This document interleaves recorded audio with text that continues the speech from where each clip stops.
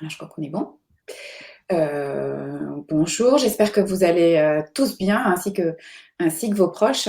Nous sommes très heureux de vous accueillir à ce webinaire sur les bonnes pratiques B2B en matière de stratégie d'abonnement. Cette session vient compléter celle d'octobre que nous avions organisée avec l'équipe Sud-Ouest, les Échos Le Parisien, autour des leviers d'acquisition, autour du churn et évidemment du cycle de vie des abonnés. Alors, je remercie chaleureusement Marion Weiss, j'oublie toujours Marion, comme je t'appelle par ton prénom, qui a accepté d'animer ce webinaire. Marion, tu travailles pour les éditeurs en ligne depuis, je dirais, une bonne quinzaine d'années. Il me semble que nous étions rencontrés à l'époque où tu étais encore chez Challenge Sciences et Avenir. Tu as ensuite créé le cabinet Underline et tu es aujourd'hui la Chief Marketing Officer de Pool. Tu aides et accompagnes les éditeurs dans la conversion de leurs audiences en prospects et abonnés. Voilà, trois acteurs majeurs en presse B2B vont débattre avec toi et partager leurs riches et inspirantes expériences au sein de leurs entreprises respectives. Donc, on accueille Tatiana de Franqueville, qui est la DG de la Tribune, Pierre-Nicolas Dessus, qui est le DG d'InfoPro Digital, et François Rossignol, le directeur marketing et commercial de Livre Hebdo. Marion, nous avons jusqu'à 12h50 maximum midi pour échanger. Les participants peuvent poser leurs questions dans le chat. Tu pourras jeter un coup d'œil et les intervenants également. Je vous laisse la parole et je m'efface à tout à l'heure. Merci beaucoup. Merci Laure pour l'intro. Bonjour à tous. On est ravis d'être ici et surtout pour ce sujet des médias pro qui est vraiment fascinant et qui a probablement beaucoup de bonnes idées et beaucoup de tips à transmettre aux médias grand public. C'est vraiment le thème et le fil qu'on va essayer de tenir là pendant la petite heure qu'on a ensemble. Qu'est-ce que les médias pro, qu'est-ce que les médias pro ont à apprendre aux médias grand public? Évidemment, dans l'autre sens, ça marche aussi. Mais le thème de ce matin, c'est celui-ci. Une des premières différences qu'il y a entre un média qui s'adresse aux professionnels et un média qui s'adresse au grand public sur les stratégies d'abonnement, c'est bien entendu le prix. Les prix de médias professionnels, les prix d'abonnement, pardon, sont pas du tout les mêmes qu'en grand public. Sur des grands publics, on va être avec des 1 € le premier mois ou des 9 €. Alors Tatiana, tu nous diras un peu où vous en êtes, la Tribune, là-dessus, parce que je crois que vous êtes en train d'évoluer. Côté Infopro et notamment Livre Hebdo, et je te propose de commencer, François, que tu nous racontes comment vous fixez vos prix et ce que vous êtes, sur quelle fourchette de prix vous êtes aujourd'hui. Livre Hebdo, donc Livre Hebdo, c'est une publication. Bah, tu nous présenteras Livre Hebdo. Comment vous faites vos prix? Est-ce qu'ils sont en train d'évoluer? Et comment tu réfléchis, toi, à cette question du pricing, et du panier moyen aussi? Si tu vas pas jusque-là, je te relancerai parce que tu nous as dit des choses vraiment intéressantes à la préparation là-dessus. Voilà, c'est à toi, François. Merci Marion, bonjour à tous, merci Laure. Donc peut-être Livre Hebdo, oui, en 2 mots, médias professionnels qui s'adressent donc à toute l'industrie du livre, qui représente entre 30 et 35 000 personnes. L'industrie du livre, c'est des métiers que vous connaissez tous, libraires, bibliothécaires, documentalistes, auteurs, traducteurs, maisons d'édition, etc. Voilà. Donc on adresse en fait essentiellement les 3 grands métiers, librairie, bibliothèque et maison d'édition. Et effectivement, c'est important dans ce que tu dis sur le pricing. Depuis 4 ans, moi, que je suis aux manettes sur ces sujets-là, en fait, on a porté l'attention essentiellement sur la valeur. On est un média qui est un média à la fois de contenu et de service, dans le sens où on produit énormément d'actu, de contenu éditorial sous toutes ses formes. Et par ailleurs, compte tenu de la configuration de nos métiers, puisque Livre Hebdo fait partie d'un groupe un peu plus large, on produit énormément de données. Voilà. Et donc, juste à présent, l'ensemble de l'abonnement classique qui oscille entre 400 € pour l'abonnement full digital et 480 € pour l'abonnement digital plus papier contenait à la fois toute la dimension éditoriale et toutes les données. Voilà. Et donc, quand je dis resserrement sur la valeur, c'est qu'on a étroitisé au fond l'offre en la consacrant, l'offre d'abonnement, en la délimitant ou la périmétrant essentiellement sur le contenu. On a sorti toutes les données de l'offre d'abonnement pour créer des lignes de produits spécifiques par ailleurs qu'on vend en options payantes. Voilà, donc, ce qui est une façon de renchérir le prix et renchérir la valeur. On travaille tous les ans à des augmentations de tarifs, alors, et a fortiori en 2022, puisque on est impacté comme tout le monde, puisqu'on a des supports papier par l'augmentation des matières premières. Mais de manière générale, on est quand même dans une tendance de fond d'augmentation des tarifs sur l'offre d'abonnement et, comme je le disais, sur l'augmentation de la valeur par monétisation des verticales data sur des options. Et puis, il y a une troisième idée qui est importante, qui, je pense, est tout à fait spécifique au B2B, c'est qu'on travaille sur la tarification différenciée. Alors, je sais que le droit du commerce en France autorise ça. Tout l'enjeu de mon deuxième business model, qui est le business model de la publicité, repose sur un nombre important de lecteurs libraires. Parce qu'il faut que les libraires lisent Livre Hebdo pour que, par ailleurs, les maisons d'édition puissent annoncer dans les supports. Et donc, je suis très attentif à traiter différemment la verticale libraire et à proposer des prix qui sont des prix différents, avec pour le moment des négociations qui sont plus fortes. Dit autrement, c'est moins cher pour un libraire d'accéder à Livre Hebdo. Et le bout du bout de cette logique, c'est quelque chose que j'observe aux États-Unis notamment, puisqu'on a des confrères qui sont aussi des médias du livre là-bas, qui vont jusqu'à donner de la gratuité pour les verticales libraires. Donc, le même produit est payant pour les maisons d'édition et les bibliothécaires et gratuit pour les libraires. Voilà. Sachant que par ailleurs, je ne fais pas du tout de gratuité à l'essai ou au premier mois ou première semaine, mais je suis vraiment dans une idée de tarification différenciée par type de métier. En fait. Et sur la périodicité, vous faites des abonnements mensuels ou simplement annuels? Alors, on n'est pas sur des abonnements courts. C'est que moi, j'ai des expériences pas très heureuses sur la gratuité, des abonnements courts, etc. Je m'aperçois que ça crée une espèce de volatilité du portefeuille qui n'est pas saine. Donc, je vends au prix fort 1 an. Voilà. Voilà. Et vraiment, mon sujet, encore une fois, c'est de resserrer le périmètre de l'offre et de valoriser ce qu'il y a autour, ce que j'ai sorti de l'offre, et notamment la dimension donnée. Chez Infopro, Pierre-Nicolas, vous êtes sur les mêmes, sur les mêmes tarifs et les mêmes modèles à peu près?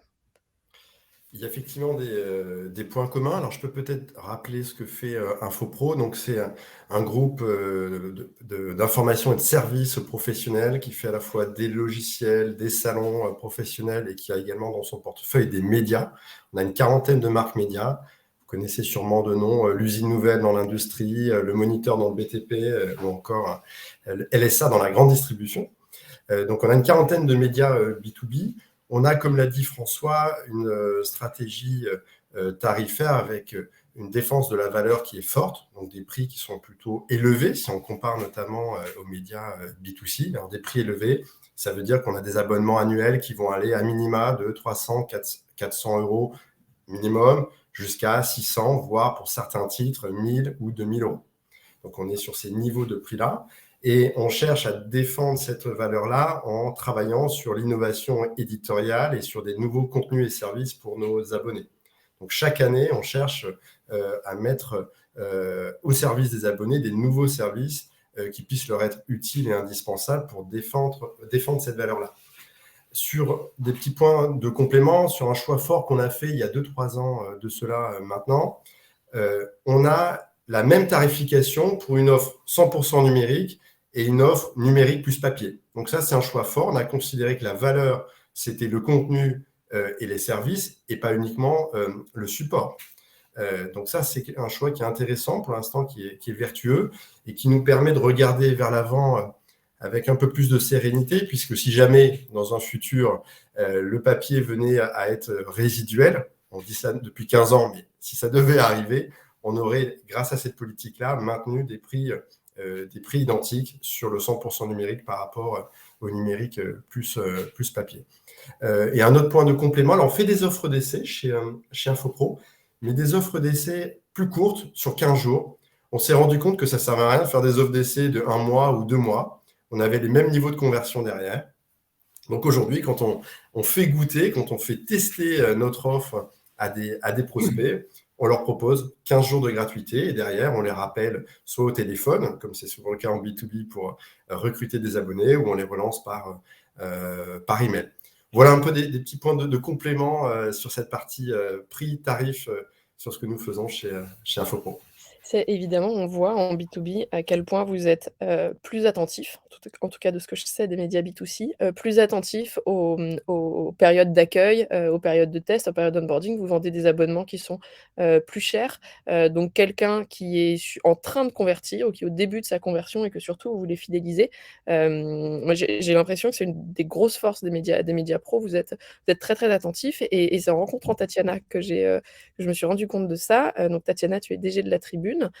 Tu pourrais nous dire 2 mots de La Tribune, où vous en êtes aujourd'hui, surtout parce que vous évoluez à une vitesse tellement folle que ça change, enfin voilà, vous évoluez beaucoup, vous modernisez beaucoup et effectivement à La Tribune, alors vous êtes sur une gamme de prix encore aujourd'hui qui est plus proche des prix d'abonnement de médias grand public que de médias professionnels, mais je crois que c'est en train d'évoluer. Tu nous diras Absolument. pourquoi. Et sur ces périodes d'onboarding, vous avez mis en place, comme chez Infopro, le welcome call, c'est-à-dire qu'il y a un vrai humain qui appelle un vrai abonné en début d'abonnement pour s'assurer que surtout cette personne reste bien fidèle. Voilà, je serais ravie que tu nous racontes tout ça. Merci beaucoup Marion. Bonjour à tous et merci Laure aussi pour cette invitation. Effectivement, juste pour représenter La Tribune, parce qu'on est à la fois en effet un média B2B, mais quand même un média économique d'envergure nationale avec une dimension presse d'info généraliste. Et donc, du coup, on touche un public qui peut être globalement plus large au départ, c'est-à-dire que on va attirer tout type de visiteurs sur le site de La Tribune. Pour brièvement rappeler la Tribune, donc média économique qui a pris un virage ces 10 dernières années très territorial, donc avec la volonté de couvrir l'économie dans tous les territoires, donc avec une vision plus globale, locale, qui correspond aussi au mouvement démographique, d'emploi et de décentralisation économique qu'on est en train de percevoir et de vivre maintenant aujourd'hui concrètement. Et puis aussi cette deuxième tendance avec l'idée d'être un média très digital, plutôt digital first, ce qui était très original il y a encore 10 ans, et avec une dimension communautaire très forte avec, comme le dit Pierre-Nicolas, tout un tas de services qui viennent accompagner l'offre d'information, et notamment une dimension d'organisation d'événements économiques sur tous les territoires, ce qui fait qu'aujourd'hui, la particularité de La Tribune, c'est que tous les 3 jours, on est à la rencontre, puisqu'on organise une centaine d'événements en France, partout en France, on est à la rencontre de nos lecteurs, ce qui est aussi une grande particularité. Pour répondre à ta question, c'est vrai que la Tribune a fait une stratégie d'accélération sur sa politique d'abonnement pendant le confinement en mars 2020, parce que, en effet, l'idée, c'était d'accroître la pression aux payants, et parce qu'en fait, je crois que dans la question que tu poses, il y a la logique tarifaire, mais il y a aussi la période dans laquelle on vit, c'est-à-dire que, en fait, je trouve que les médias sont en train de revenir à l'essence même de leur métier, c'est-à-dire d'informer avec la plus grande valeur ajoutée. Et aujourd'hui, tout le monde prend conscience que cette information, elle est coûteuse à produire, donc elle a une valeur. Et c'est vrai que ça nous oblige quelque part à repenser notre offre tarifaire, là où pendant des années, on s'est dit, voilà, ça va être le modèle publicitaire qui va nous financer, et c'est pas le lecteur en direct. Et donc, c'est peut-être la particularité du média La Tribune par rapport au groupe Infopro ou Livre Hebdo qui va toucher des publics B2B affinitaire très, très fort, où là, on a vraiment un besoin serviciel d'information stratégique, économique. Pour des médias comme La Tribune, où on est dans une dimension d'information à la fois spécialisée, où on va de temps en temps se frotter aux typologies de contenu qu'on va avoir avec Infopro, on va aussi avoir une vision plus généraliste et donc évidemment voilà, toucher un public beaucoup plus large. Donc, la première question, c'est de dire la valeur de cette information et qu'est-ce qu'elle apporte et pourquoi les gens sont prêts à la payer. Et donc, on établit aussi le service autour de l'information qu'on veut produire. Et cette deuxième dimension que tu évoquais, c'était effectivement toute la partie d'engagement et de ce qu'on veut créer comme affinité chez le lecteur. Donc, nous, aujourd'hui, ce dont on se rend compte, c'est qu'aussi, on a différents types de publics. on va avoir un public plus généraliste et on va avoir un public très économique, très spécialisé. Et on voit bien que les besoins vont être très différents en matière d'information. Et donc, c'est pourquoi aujourd'hui, on s'oriente vers une stratégie avec un double niveau de prix, une offre beaucoup plus accessible aux tout-venants, parce que dans l'ADN de la Tribune, c'est partager l'économie, donc c'est de rendre l'économie accessible à tous. Et donc, partant de ce principe-là, on a envie de créer une offre d'accès qui permettent à tout un chacun d'accéder à cette information économique. Et on veut créer une offre d'abonnement beaucoup plus pointue, beaucoup plus spécialisée, avec beaucoup plus de profondeur d'expertise pour des filières, pour des territoires, et qui là mérite d'être accompagnée d'autres types de services, notamment de l'information stratégique, de la mise en relation B2B, de l'accès à des événements, etc.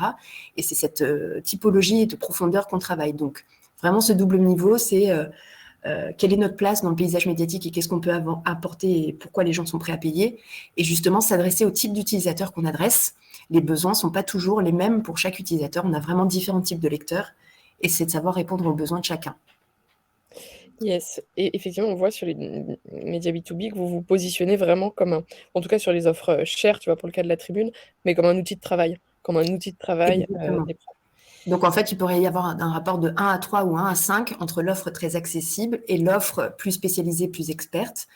Et pour répondre à ta question des welcome calls, c'est vrai que dans cette stratégie d'accélération, moi, je dis toujours que quand on avait nos revues papier et qu'on recevait nos revues papier, on ne les disait pas, mais on se disait que c'était nous qui ne les lisions pas et on ne mettait pas en cause l'éditeur. Dans un usage numérique, on se dit que l'éditeur n'a pas fait son job de m'intéresser. C'est bizarre, ça change tout. Et donc, c'est très important pour nous, et je sais que Pierre-Nicolas fait la même chose pour le groupe InfoPro, c'est de contrôler un peu l'usage. Donc, au départ, dans cette stratégie d'accélération, on a véritablement appelé tous les abonnés qui démarraient au bout d'1 mois ou de 2 mois d'essai pour voir comment les choses évoluaient. Et puis, dans cette accélération que tu évoquais, Marion, c'était important pour nous d'avoir la température de nos lecteurs pour s'assurer qu'on allait dans la bonne direction. Demain, Tatiana, pour être la plus utile et la plus concrète possible aux membres du GES, quand tu dis on appelait tous les abonnés, c'est-à-dire que toi, tu as contractualisé avec une boîte. C'est ça, exactement. Qui appelle les gens qui est en France et ça coûte cher. Alors oui, ça coûtait cher, mais ça diminuait le taux de churn de façon significative. Ce dont on s'est rendu compte, entre 15 et 25%. Alors pourquoi je dis entre 15 et 25%? Vous pourriez dire, je vais vous utiliser une moyenne. Ce qu'on constatait, c'est qu'en fait, le taux de réabonnement était meilleur sur des prix annuels et notamment sur des personnes plus engagées. Et le fait de les appeler renforçait ce taux de diminuer le taux de churn de façon plus significative. Par contre, sur des personnes plus volatiles, à 1 € le premier mois, qui s'engagent pour découvrir un contenu, même s'ils étaient contents d'être appelés, si finalement ils découvraient que l'offre n'allait pas, évidemment, le taux de churn pouvait être quand même plus important sur ce public volatile qui était venu par essai et sur lequel, malgré mon appel et malgré toute ma conciliance, il y avait plus de risques de le perdre malgré tout, même si ça me permettait d'en gagner certains, évidemment. Donc, d'où l'écart de 15 à 25%. Voilà, donc en effet, c'est ce que tu disais, c'est-à-dire qu'on appelait au départ systématiquement tout le monde à la fois pour avoir ce retour. Alors évidemment, on n'arrivait pas à joindre tout le monde, mais cette dimension qualitative a été extrêmement bien perçue parce qu'on a eu beaucoup de feedback de lecteurs qui ont aussi nous ont envoyé des messages pour nous dire qu'ils appréciaient beaucoup la démarche. Et dans un deuxième temps, c'est orienté, parce que la volumétrie augmentant significativement, de s'orienter vers ceux dont on identifie le non-usage de l'abonnement. Donc, ça veut dire quelqu'un qui ne se connecte pas au site Internet, quelqu'un qui n'utilise pas, ne se connecte pas aux newsletters, etc., etc. Donc, d'appeler en priorité ces gens-là, évidemment, pour cibler nos investissements. Pierre-Nicolas, vous faites la même chose à InfoPro? Alors effectivement, on a des pratiques similaires. Alors c'est ce qu'on appelle la stratégie d'accueil ou d'onboarding en bon français. On utilise deux canaux, l'email, le marketing automation, donc avec des systèmes d'email scénarisés, J+2, J+3 pour présenter les différents services et les différents avantages de l'offre abonnée pour s'assurer qu'il y a une bonne prise en main par l'abonné de nos produits de contenu et de services. Et en parallèle, on a aussi une stratégie d'appel téléphonique des abonnés les plus importants pour bien les accueillir également. On a observé que tout se jouait entre les 15 et 30 premiers jours, c'est-à-dire que s'il n'y a pas de prise en main de l'abonnement à un bon niveau dans les 15-30 premiers jours, c'est quasiment perdu pour la suite. Et donc, pour reprendre les mots de Tatiana, ça a un impact après sur le churn en fin d'abonnement, en fin d'année, évidemment. Ça veut dire que concrètement, pardon, je te coupe, quand tes équipes, alors déjà, est-ce que c'est tes équipes internes ou est-ce que, pareil, c'est une boîte de prestat? Et quand elles appellent tes abonnés, est-ce qu'elles s'assurent qu'ils ont bien téléchargé l'application mobile s'il y en a une, qu'ils ont bien enregistré les logins passwords dans le navigateur pour que ce soit bien fait? Qu'est-ce qui se joue? C'est exactement ça. C'est de cela dont on parle. C'est de s'assurer, notamment avec un focus très fort sur l'usage numérique, qu'ils ont déjà les bons logins et mots de passe, qu'ils ont une bonne compréhension des endroits où se trouvent les différents contenus et services dont ils ont besoin. C'est-à-dire qu'on part aussi du besoin du client pour faire la démo du produit s'il y a besoin de la refaire pour la prise en main. Et il y a un point aussi qui est spécifique à nos pratiques et qui est lié au B2B, c'est que en B2B, l'acheteur n'est pas toujours l'utilisateur, à la différence du B2C. Et donc, je vais prendre un exemple concret. On a, depuis 4-5 ans, une stratégie de développement très forte sur ce qu'on appelle les licences numériques ou encore des offres multi-accès.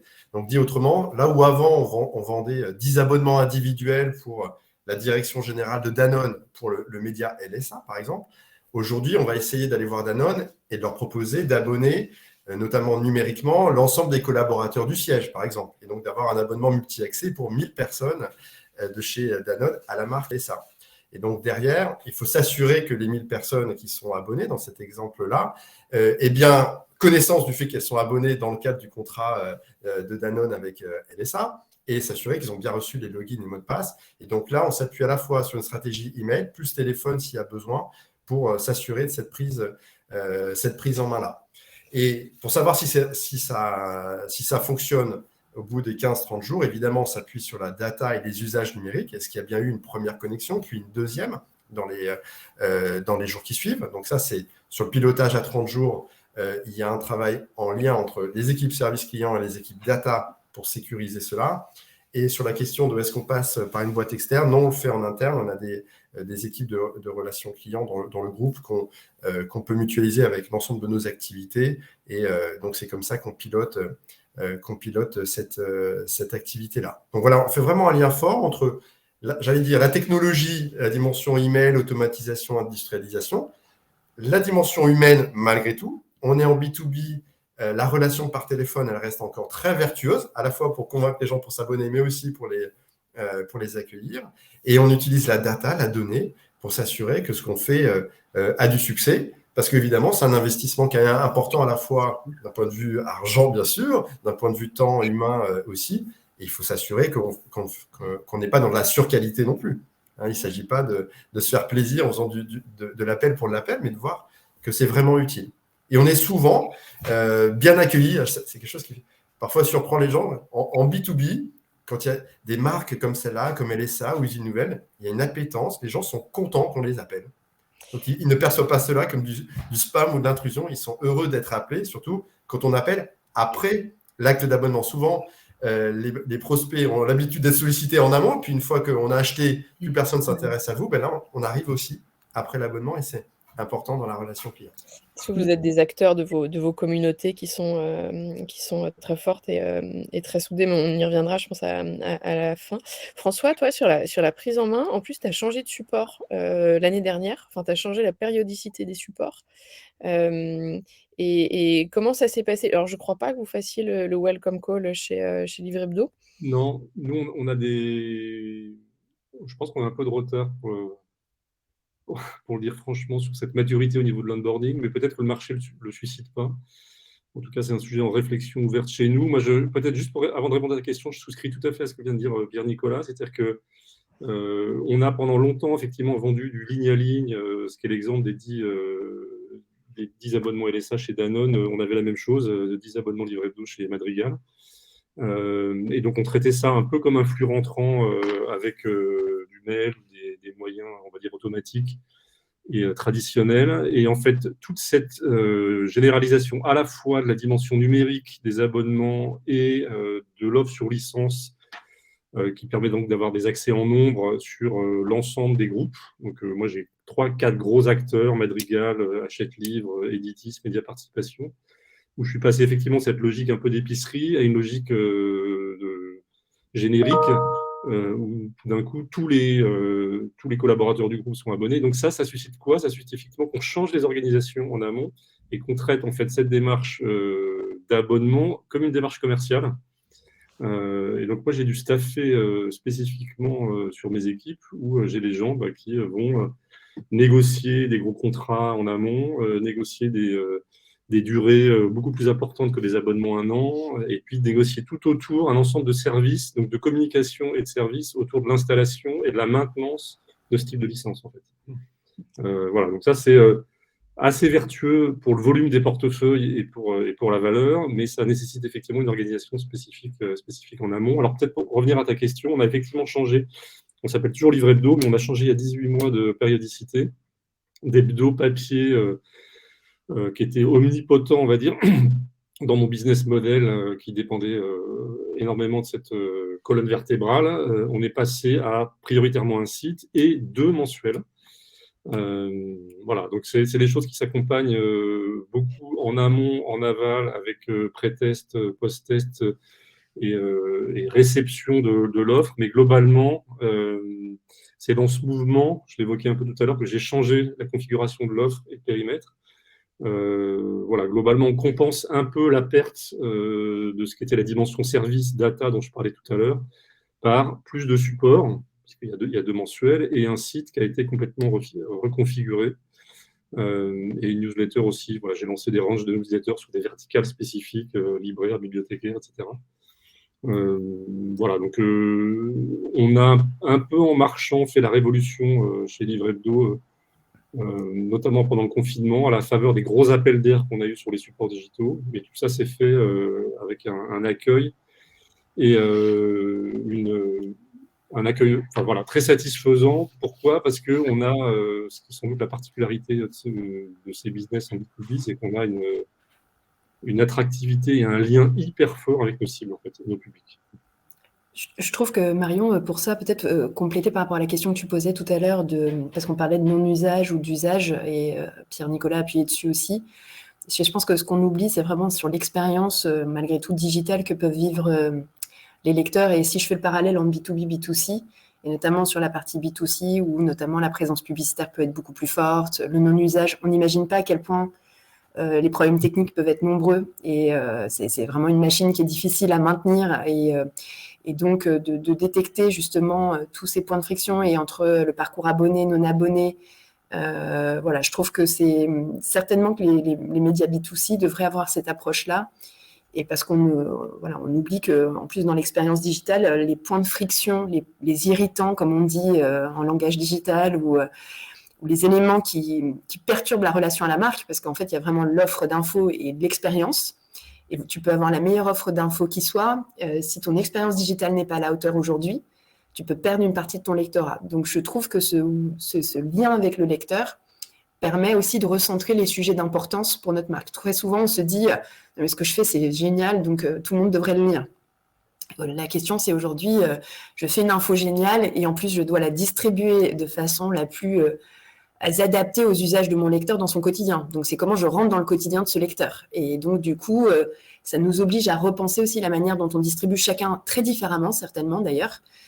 Nous, la Tribune, on est en train de vraiment réfléchir à cette nouvelle expérience qu'on va donner. C'est comment on rend accessible l'économie, comment on accompagne au quotidien nos décideurs économiques.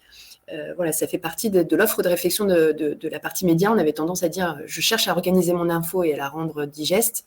Demain, c'est en termes d'usage. Comment je vais répondre à l'usage quotidien, comme quand tu ferais un Salesforce pour faciliter le travail de tes commerciaux dans le suivi de compte rendu. C'est dans l'usage de l'info, il faut faciliter la transmission de cette info et le fait de la digérer, quoi. Donc, mais en fait, et ce que tu dis, Tatiana, qui est hyper important. Alors, je réagis à titre individuel, mais en fait, il n'y a pas d'évidence d'être lu. Il y en a peut-être pour François, qui est le seul sur son marché, qui est le média pro pour les libraires, les éditeurs. Toi, François, tout le monde te lit ou t'as raté ta vie. Mais Non, mais je pense que chez Pierre-Nicolas, avec LSA, quand tu as des références très fortes, mais quand tu es dans la logique plus média, plus généraliste, que tu embrasses un public, tu sais, on dit qui trop embrasse mal étreint, mais du coup, le problème, c'est que ça nous oblige aussi à avoir d'abord effectivement une proposition de valeur, mais de rentrer vraiment dans ce qui va apporter une vraie plus-value à l'utilisateur. Et très souvent, je pense que ce soit les médias B2B plus généralistes ou les médias B2C, on oublie ça.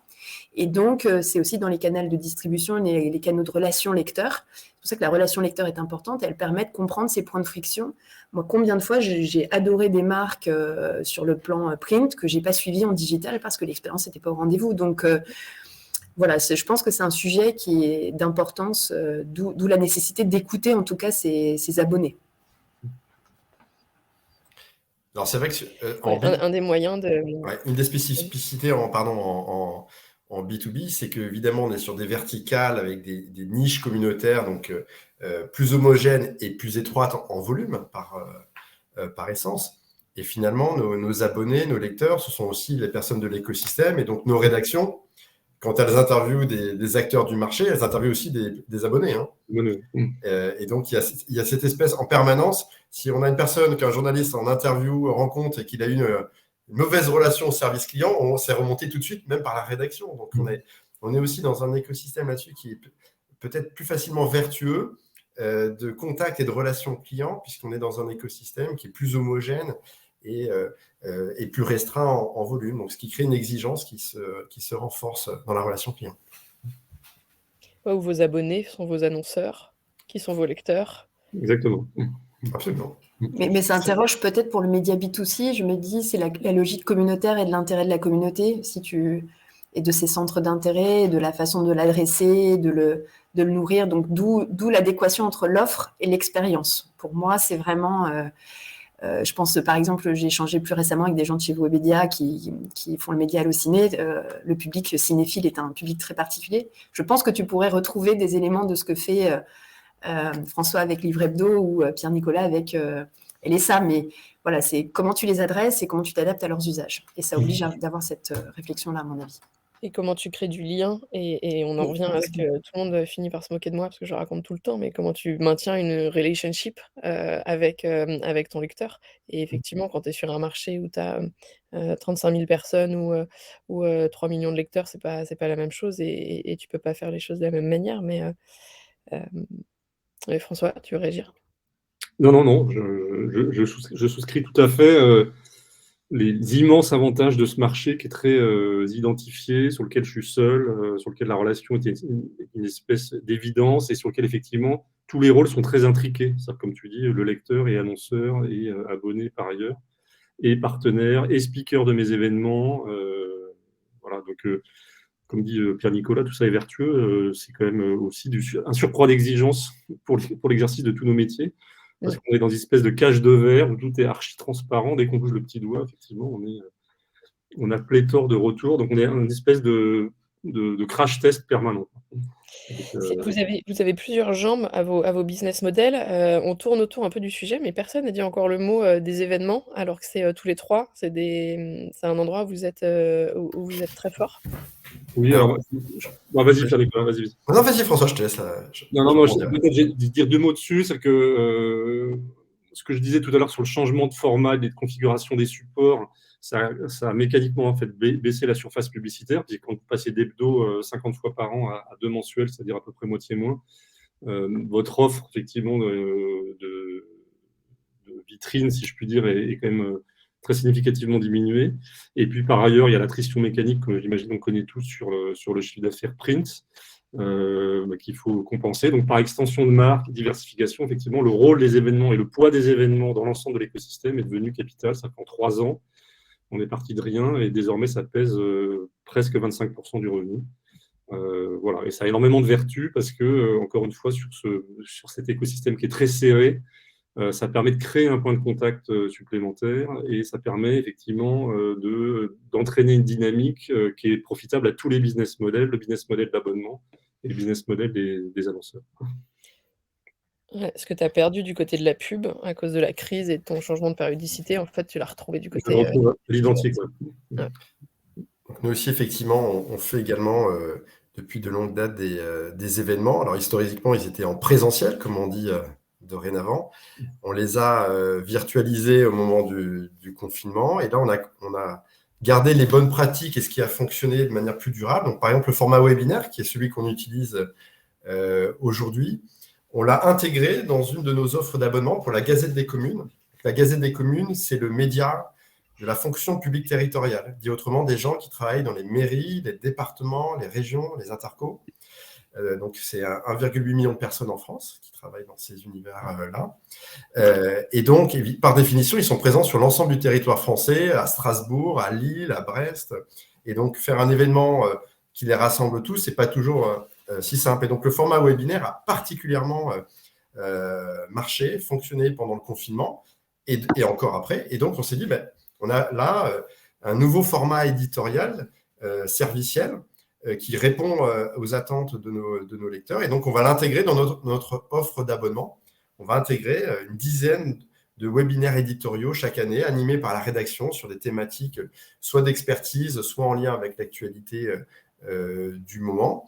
Et on peut tourner avec 1000, 1500 inscrits, ce qui, pour notre environnement, est tout à fait satisfaisant sur ces webinaires-là. Et ça répond à une attente de nos lecteurs qui peuvent être amenés à poser des questions aux intervenants pour résoudre une problématique qu'ils ont en local. Et donc là, on voit aussi qu'on utilise les différents formats, événements présentiels historiquement, maintenant le webinaire, pour enrichir notre lien avec notre communauté d'abonnés et défendre la valeur et l'usage de cet abonnement. Ouais, ça, c'est vraiment ce qui est génial chez les médias pros, c'est que pour soutenir le prix de vos abonnements, vous êtes tout le temps en train de chercher à les enrichir, à offrir du nouveau contenu. Bien sûr, il y a les contenus, en ligne, pour certains, les contenus, papier, mais et les contenus en ligne, ils peuvent avoir, plein de formes. Donc là, on parle des webinaires qui sont des contenus interactifs où en plus il peut y avoir un Q&A à la fin, qui peut être hyper intéressant et donc soit ça muscle, votre offre d'abo, soit c'est des services qui peuvent être vendus à part, ce que vous faites notamment chez Livre Hebdo, où toi tu proposes des options payantes, François. Alors moi, je propose des options payantes sur les services. Après, les événements, j'ai pas de réflexion comme Pierre Nicolas sur rentrer une ligne de produits webinaires dans un abonnement. Ils ont une vie autonome avec deux business models. J'ai un business model sur les webinaires qui est prise de parole payante et gratuité de l'audience, gratuité de l'inscription et de l'audience. Donc, parce que j'ai intérêt à avoir des audiences importantes. Mais en revanche, je fais parler essentiellement les éditeurs ou les auteurs d'ailleurs pour promouvoir leurs ouvrages. Et puis j'ai un second business model sur des événements annuels type Grand Prix, Trophée de l'édition, qui vise à récompenser l'innovation une fois par an. Où là, je vais chercher plus de l'influence, du networking, où je regroupe des personnes, typiquement les trophées d'édition au Théâtre de l'Odéon, par exemple. Et en revanche, je vends du sponsoring. Donc là, je vends à des marques qui sont en général des marques du second cercle, qui ne sont pas forcément des acteurs du livre, mais qui ont un enjeu spécifique ou qui vont chercher de l'influence autour du livre, comme, je ne sais pas, la GFK, la FNAC, Google. Et je vends des tickets de sponsoring. Toi, Tatiana, sur les formats de contenu, si je ne fais pas d'erreur, justement, tu réfléchis beaucoup à tout ce qui est content management, ou sur un même sujet, tu vas pouvoir recycler les mêmes infos sous différentes formes. Oui, alors peut-être pour faire le pont déjà avec Pierre-Nicolas et François, effectivement, par rapport à la question que tu posais précédemment, c'est vrai que nous, on a une stratégie événementielle très forte. On était plutôt du côté du modèle de François avec une stratégie très différenciée entre la partie information et événements. Et aujourd'hui, on réfléchit en tout cas à créer les ponts les plus intéressants qui soient pour nos lecteurs, c'est-à-dire de voir comment cette matière peut être retraitée, synthétisée, redistribuée sous des formats plus courts et intégrer une offre d'abonnement premium.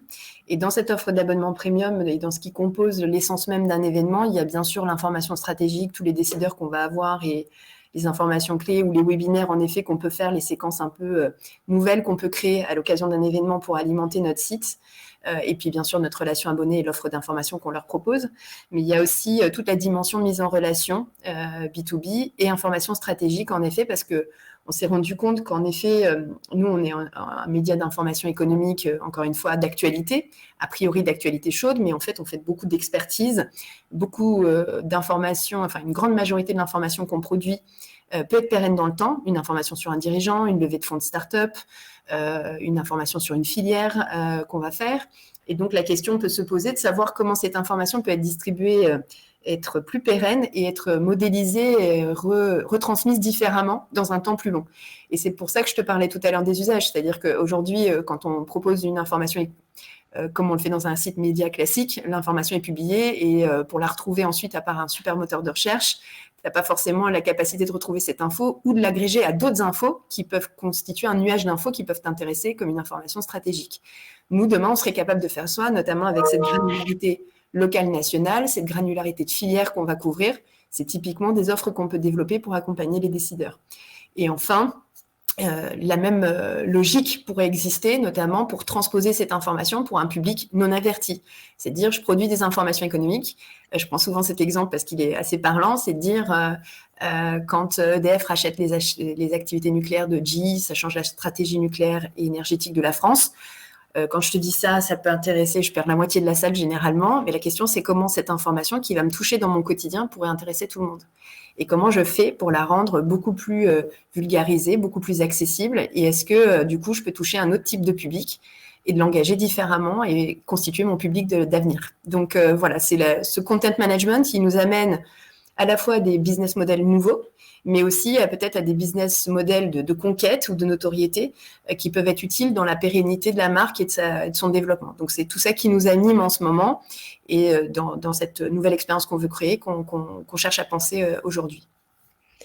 Ouais, la question de l'utilité, elle est centrale et on voit comme les médias pros, vous vous demandez comment être indispensable à mon public et qui est des questions qui sont des questions qui commencent à arriver bien sûr chez les médias grand public aussi et où c'est d'ailleurs la première question qu'on devrait se poser quand on réfléchit à ces offres d'abo. Comment je deviens indispensable? Comment je suis utile? Et c'est d'ailleurs la première phrase qu'on devrait écrire sur les paywalls ou sur les homes d'abo avec les offres. Abonnez-vous, pourquoi? C'est pas pour 1 € quoi.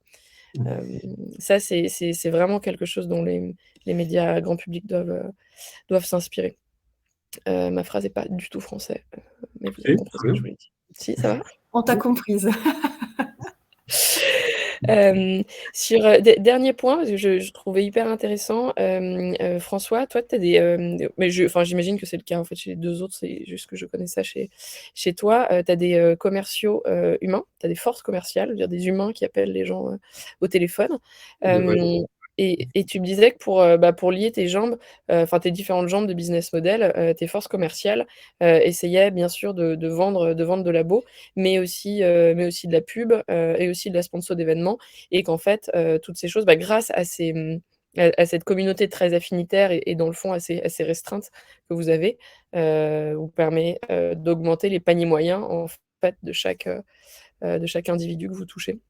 Oui, c'est vrai. Et donc effectivement, il y a une espèce de mutation des métiers, parce qu'avant j'étais comme tu dis, sur mes 2 jambes. J'avais des commerciaux dédiés à la commercialisation de la pub, donc aux annonceurs, et puis sur le business model abonnement où j'étais en traitement d'influx entrants, donc sans véritable démarche commerciale organisée et structurée, ce qui est en train de changer depuis 18 mois avec ce qu'on disait avec Pierre-Nicolas, c'est-à-dire la commercialisation sous licence. Et ce qui est nouveau, effectivement, c'est que sur les grands groupes, alors encore une fois, moi je suis sur un petit marché, les grands groupes sont très identifiés, et Livret-Hebdo est très au cœur du réacteur. Mais effectivement, sur les grands groupes, c'est quoi? C'est une douzaine d'acteurs. En fait, j'ai une démarche commerciale complète qui couvre les 3 pieds du tabouret, c'est-à-dire je vends un deal annuel dans lequel il y a une dimension événement, une dimension abonnement et une dimension monétisation de l'audience, en fait, à travers les formats annonceurs. Donc ça change effectivement les métiers, ça change les organisations, parce qu'il faut qu'on regarde ça. Moi, j'ai des commerciaux qui soient capables de traiter les 3. Alors nous, on a fait un choix différent là-dessus. On a cette idée de mutualisation sur toute la partie publicitaire, c'est-à-dire que les commerciaux, régie commerciale, si on peut dire, vendent l'ensemble des supports, le média papier, le média web, la data, les événements, les webinaires, les études, parce qu'on a aussi un institut d'études interne, ou encore du brand content. Donc, tout ce qui est logique de communication au sens large, ils se sont appropriés ces dimensions multi-supports.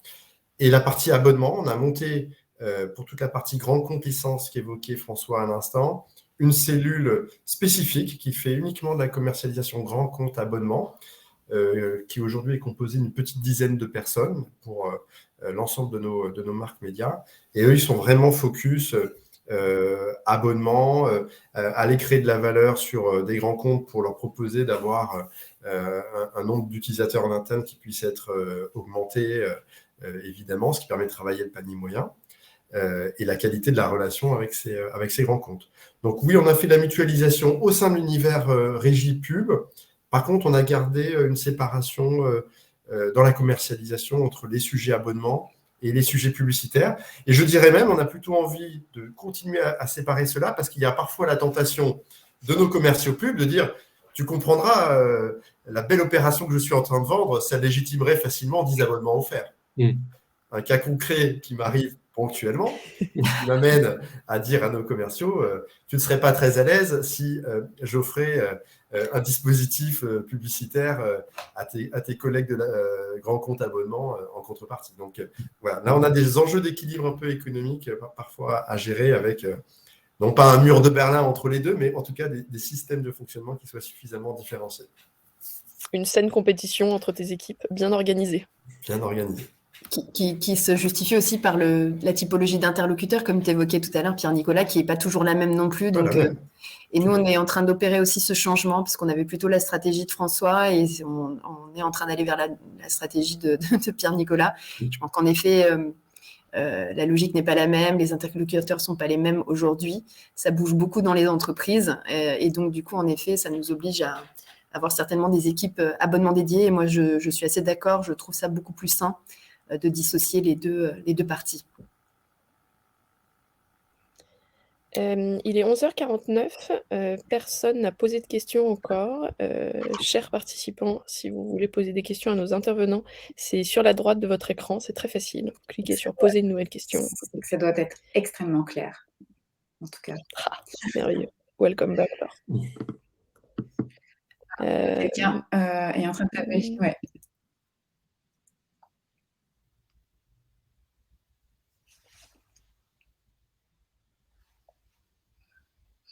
Sinon, en attendant qu'on ait la question, est-ce que l'un de vous trois aurait envie, est-ce que son prochain job, ce sera back to un média, enfin back ou pas back d'ailleurs, mais dans un média B2C?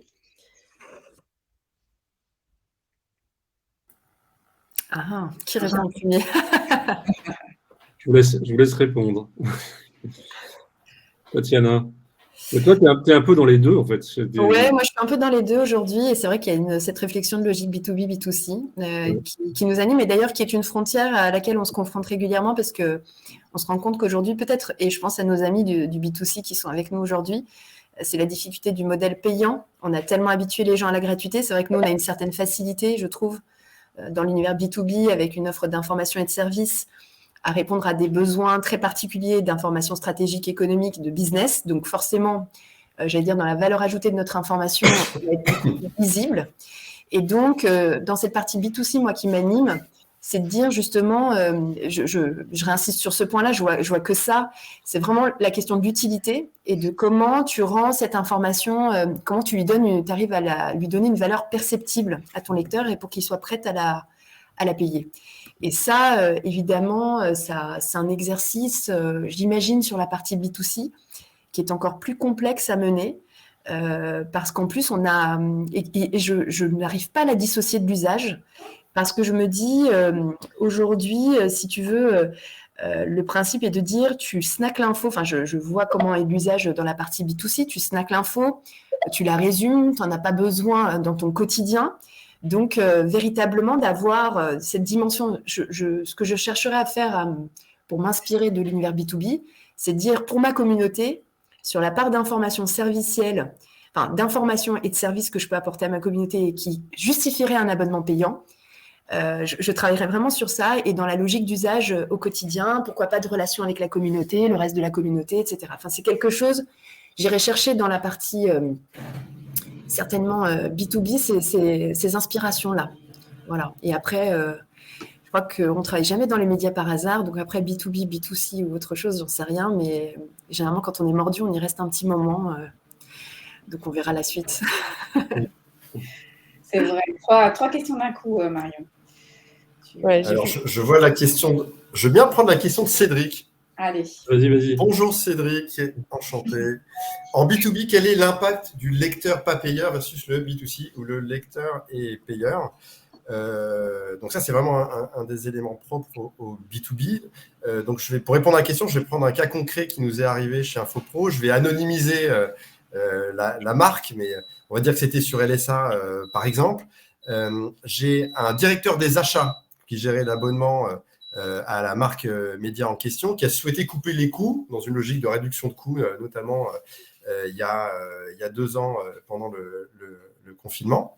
Et donc, lui prenait sa décision en tant que gestionnaire de coûts, sans se préoccuper de est-ce que ça gêne les gens ou pas en interne. J'ai une ligne à couper, je la coupe. Et comme on a travaillé côté InfoPro des liens aussi très forts avec les users finaux et pas que l'acheteur-payeur, on a gardé le contact avec les utilisateurs qui finalement se sont retournés vers nous. Ils n'étaient pas au courant de la décision qui a été faite en centrale de couper.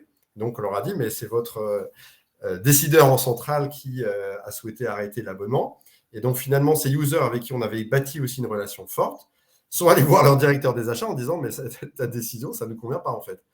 Et comme on avait la chance d'avoir développé une relation forte avec plusieurs users de la boîte, finalement, le directeur des achats, il est revenu sur sa décision, il a réactivé l'abonnement. Donc, tout ça pour dire, avec cet exemple concret, qu'il y a besoin à la fois de travailler la relation avec le payeur en direct, dans ce cas précis, le directeur des achats, mais aussi les utilisateurs finaux, puisque finalement, c'est là que se joue l'usage. Il peut y avoir parfois une vision différenciée entre celui qui paye et celui qui utilise. Et donc, ça nous amène à avoir un mode de travail, de commercialisation, un mode de communication qui soit différencié entre l'acheteur et les utilisateurs finaux. Et tu as des users prescripteurs aussi. Exactement. Et donc, c'est ça aussi qui est vachement intéressant dans le modèle de la licence et du multi-accès. C'est plus tu as d'utilisateurs payants dans l'entreprise, plus tu as des ambassadeurs aussi qui peuvent défendre le fait que cet abonnement et ce service est utile pour l'ensemble des collaborateurs de l'entreprise. Qui pour la question de Thomas? Avez-vous une idée des principaux leviers de trafic vers la boutique en ligne pour le B2B? Peut-être moi je peux donner un avis là-dessus. Évidemment, il y a ce qu'on a évoqué mais on utilise énormément les réseaux sociaux. C'est un énorme levier de trafic. Le référencement, bien sûr, le référencement via les moteurs, notamment sur la partie actualité, est un vrai levier de trafic vers le site. Et le paywall, j'allais dire le paywall et du coup, la manière de personnaliser la relation au niveau de ce paywall pour générer plus de trafic, nous on s'est rendu compte qu'en effet, la partie bêta testing sur un message est extrêmement importante de paywall. On peut se rendre compte que les performances peuvent évidemment beaucoup changer en fonction du message qu'on affiche et à qui on l'affiche. Je sais qu'aujourd'hui, il y a beaucoup de paywall dynamiques, ce qu'on utilise nous aujourd'hui. Il y a capacité véritablement à adresser les différents types de profils de lecteurs pour essayer de les engager vers la boutique. Et ensuite, bien sûr, comme je l'ai dit, les réseaux sociaux, le retargeting sont bien sûr d'autres canaux qu'on utilise pour envoyer vers la boutique. Sur le paywall, pour complémenter, quelques chiffres qu'on avait menés lors du Digital Media Review avec le geste, d'ailleurs, il y a 1 an et demi peut-être maintenant, Digital Media Review. Quelque chose qui est un chiffre qui était beaucoup revenu, c'est la pression du premium et en fait la pression du wall, enfin, des contenus premium sur le trafic total d'un site. On a déterminé qu'il avait un fort impact sur la conversion et les taux de conversion. Pour parler franchement, si on a 5% de trafic sur les contenus premium sur un site, le taux de conversion va être à un niveau X. Si on augmente cette part du premium jusqu'à environ 35 à 40%, on voit une corrélation absolument directe entre la pression du premium et la conversion. Au-delà de 40-45%, la corrélation n'est plus vraie. Mais ça veut dire que si vous avez un taux de premium, donc un taux de contenu protégé par un wall en fait, sur votre site qui est trop bas, qui tourne autour de 5, 10%, 15%, ce qui est souvent le cas quand on commence à bosser avec des éditeurs, augmenter cette pression va augmenter mécaniquement vos conversions. Et donc effectivement, les contenus protégés sont, je dirais pour moi, le premier levier qui mène vers la boutique, que ce soit en B2B ou en B2C d'ailleurs. Dans cette logique-là, le paywall, tu pourrais presque faire un séminaire entier là-dessus parce qu'il y a tellement de techniques et de techniques d'analyse, c'est-à-dire à quel moment ton paywall s'affiche, est-ce que tu le mets bien sur les bons articles, parce qu'on a tendance à dire, voilà, je vais faire les articles produits par la rédac, payants, et en fait, c'est comment tu génères le produit d'appel qui renvoie. Enfin, c'est vraiment toute une technique et beaucoup de tests, d'apprentissage, de connaissance de ton audience. Mais c'est un des gros leviers, enfin, c'est un des meilleurs convertisseurs boutique vers la boutique et d'abonnement ensuite quand tu le travailles bien. C'est évident. Ouais, je confirme. Pour répondre à Thomas qui demande d'aller au-delà de 40% du contenu paywall n'est pas utile. Si, bien sûr, c'est utile. C'est simplement la corrélation qui n'est plus vraie. C'est ce coefficient en fait qu'on perd. Mais bien sûr que c'est utile. Et la question de savoir où est-ce qu'on met le paywall, sur quel contenu. Les médias pros sont arrivés, comme les médias grand public d'ailleurs, sur des modèles hybrides, c'est-à-dire une partie d'articles en free, une autre partie en payant. De plus en plus, on va probablement aller vers des modèles encore plus hybrides avec des articles tout le temps gratuits parce qu'ils sont utiles pour l'audience, pour le SEO et pour la pub. Peut-être des articles exceptionnels tout le temps payants, à la manière par exemple de l'équipe Explore, qui ont des grands formats absolument magnifiques, qui sont absolument pas pubés et qui en revanche ont un méga wall qui ne promeut que l'abonnement. Et puis des contenus qui sont entre les deux, dont le statut de gratuit payant va être déterminé par des propensions à l'abonnement qu'une DMP pourrait calculer par exemple, ou par d'autres moyens. Mais effectivement, cette pression wall en fait est extrêmement importante dans la conversion. Je veux bien prendre la question du dénommé HM. Médiacité. Très vite. Une minute. Très vite, en une minute. Oui, c'est une super idée. S'il n'y a pas d'équipe support complète, commencer par un mail automatique qui propose un rendez-vous, éventuellement avec un outil de type Calendly pour que la personne elle cale le rendez-vous dedans. C'est déjà une super idée. Nous, on le fait plutôt en prospection pour générer des leads qualifiés pour nos commerciaux. On leur dit, seriez-vous intéressés pour échanger, pour passer en mode licence, par exemple, pour dire les choses schématiquement. Il y a un Calendly dedans et derrière, on appelle si la personne est intéressée. Donc, c'est une super idée. C'est un premier pas tout à fait intéressant et peu coûteux. Merci beaucoup à vous quatre. Merci pour la transparence dans votre partage d'expérience. Je ne doute pas que les participants et là et qui regarderont en replay seront tout à fait intéressés. Et je vous souhaite une très bonne après-midi et j'espère à très bientôt. Au revoir. Merci à tous. Merci Marion, merci Laure. Allez Marion, merci beaucoup. À très bientôt.